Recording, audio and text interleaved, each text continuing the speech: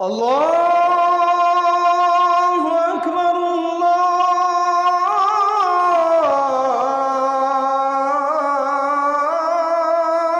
আকবার।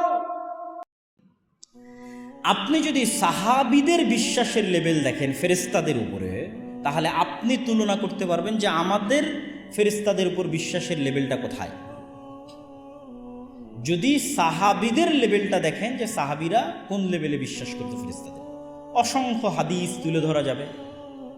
আজকের জুমার খুতবায় সব হাদিস তুলে ধরার মতো সময় নেই, দুই একটা হাদিস বলি, তাহলে ছাত্ররা আরও খুঁজে বের করতে পারবে এবং মানুষও যখন পড়বে, এবং এটা আমাদের একটা বই আকারেও আসতেছে, সেই বই আকারে মোটামুটি সকল হাদিসই সেখানে একত্রিত করা আছে।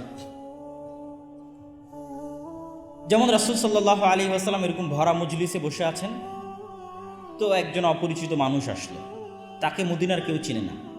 আজকেও মদিনা যত ছোট শহর, সৌদি আরবের অন্য শহরের তুলনায়, দাম্মাম, রিয়াদ, জেদ্দার তুলনায় 50 ভাগের 1 ভাগও নয় মদিনা, এত ছোট শহর।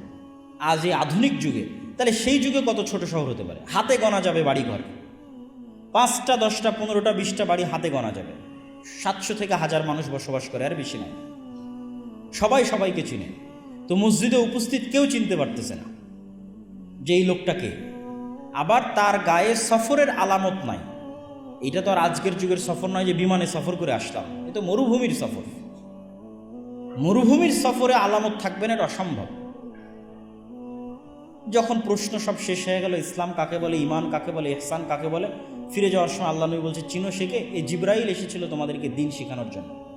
তাহলে সাহাবীরা স্বচক্ষে জিব্রাইলকে দেখতেছে মানুষের রূপে, তাহলে তার বিশ্বাসের লেভেল যে হ্যাঁ জিব্রাইল আছে, ফেরেশতা আছে, আর আমার বিশ্বাসের লেভেল আপনি কল্পনা করবেন। এরকম অসংখ্য হাদিস একটার পর একটা মিলাবেন যে একদল মানুষ যদি 24 ঘন্টা শুধু এরকম ফেরেশতার কথাই শুনে এবং ফেরেশতা রিলেটেড ঘটনাই দেখে সারাদিন, তাহলে তার কি হতে পারে? রাসূল সাল্লাল্লাহু আলাইহি ওয়াসাল্লাম বলতেছে যে আমাকে জিব্রাইল এত বেশি পরিমাণে মেসওয়াক করতে বলে,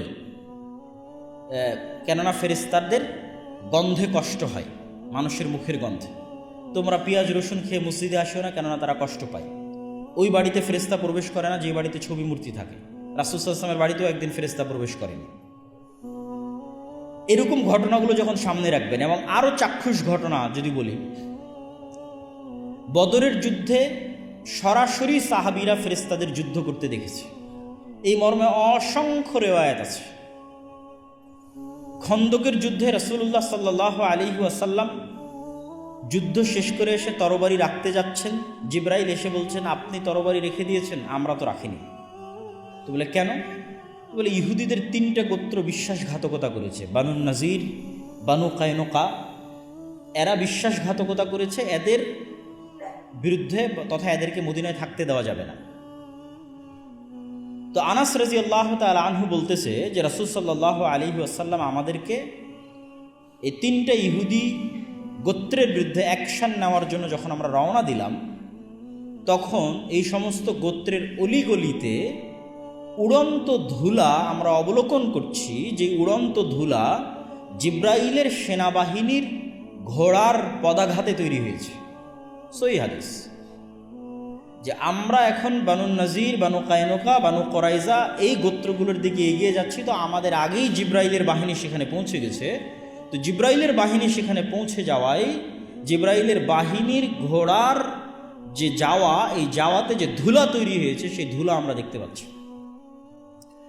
সাদ বিন মুআজ রাদিয়াল্লাহু তাআলা আনহুর জানাজা অনেক ভারী হয়ে আসতেছে, মানুষের উঠাতে কষ্ট হচ্ছে। রাসূল সাল্লাল্লাহু আলাইহি ওয়াসাল্লাম বলতেছেন যে সাদ বিন মুআজের লাশের সাথে এত বেশি পরিমাণে ফেরেশতা আছে যে এই লাশ উঠাতে ওজনে ভারী মনে হচ্ছে। সাদ বিন মুআজের জানাজায় 70,000-এরও বেশি ফেরেশতা অংশগ্রহণ করেছে। জাবের রাদিয়াল্লাহু তাআলা আনহু তার পিতার মৃত্যুতে যখন ক্রন্দন করতেছেন, তখন রাসূল সাল্লাল্লাহু আলাইহি ওয়াসাল্লাম তাকে বলতেছে, তুমি কেন কাঁদতেছো? তোমার পিতার লাশ ফেরেশতারা ঢেকে রেখেছে, ছায়া দিয়ে রেখেছে। হানজালা রাদিয়াল্লাহু তাআলা আনহুকে যখন গোসল দেওয়ানোর কথা আসতেছে, ফরজ গোসল, রাসূল সাল্লাল্লাহু আলাইহি ওয়াসাল্লাম বলতেছেন তাকে ফেরেশতারা ইতিমধ্যেই গোসল দিয়ে ফেলেছে, তাকে গোসল দেওয়ানোর প্রয়োজন নাই। তাহলে আপনি কল্পনা করেন যে এই রকম শত শত হাদিস জমা করা যাবে যেখানে প্রতিনিয়ত সাহাবীরা ফেরেশতাদের অস্তিত্ব অবলোকন করতেছে। অথবা আল্লাহর নবীর মুখে ফেরেশতার কথা শুনতেছে। আল্লাহ সুবহানাহু ওয়া তাআলা নিজে কোরআনে বহু জায়গায় তিনি যে বদরে, খন্দকে, উহুদে আসমান থেকে ফেরেশতা অবতীর্ণ করে সহযোগিতা করেছেন তার বর্ণনা দিয়েছেন। একজন সাহাবী বদরের মাঠে যুদ্ধ করতেছে, সে একটা গায়েবী আওয়াজ পেল যে আকদিমে হাইজুম, তুমি এগিয়ে যাও হে হাইজুম।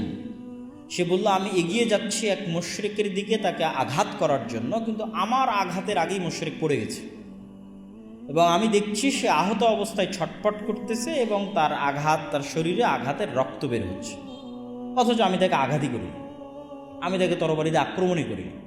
রাসূল সাল্লাল্লাহু আলাইহি ওয়াসাল্লামকে এসে বললাম, রাসূল সাল্লাল্লাহু আলাইহি ওয়াসাল্লাম বললেন এটা তৃতীয় আসমান থেকে আসা ফেরেশতার সহযোগিতা ছিল। এগুলো সব সহিহ হাদিস, এরকম অসংখ্য হাদিস এবং আয়াত পেশ করা যাবে। তাহলে সাহাবীদের এই বিশ্বাস যে ফেরেশতা আছে, এটা গায়েবের বিশ্বাস, গায়েবের উপর ইয়াকিন, ওই বিশ্বাসের লেভেল আর আমাদের বিশ্বাসের লেভেলের মধ্যে তুলনা করেন। তাহলে এবার যখন খালিদ বিন ওয়ালিদ যুদ্ধের মাঠে যাবে, তখন খালিদ বিন ওয়ালিদের ভরসা দুনিয়াবী আসবাবের উপর কতটা হবে আর আল্লাহর সাহায্য এবং শক্তির উপর কতটা হবে, ওইটাই ছিল মুসলমানদের বিজয়ের মূল মন্ত্র।